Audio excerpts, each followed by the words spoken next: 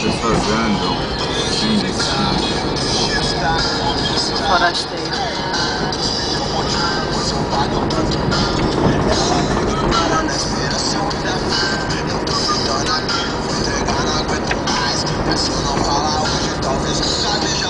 Isso aqui é uma fábrica que estão construindo.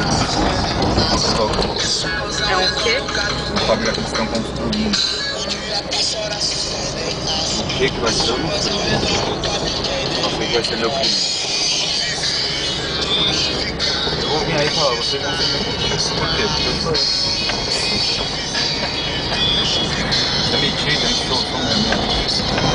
Se não valorizar, quem vai valorizar?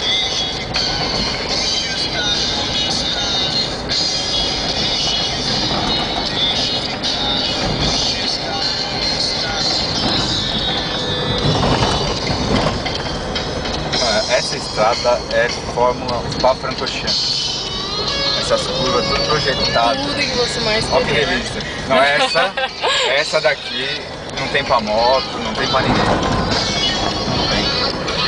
Essa estrada eu conheço ela de costas, de ré, de lado.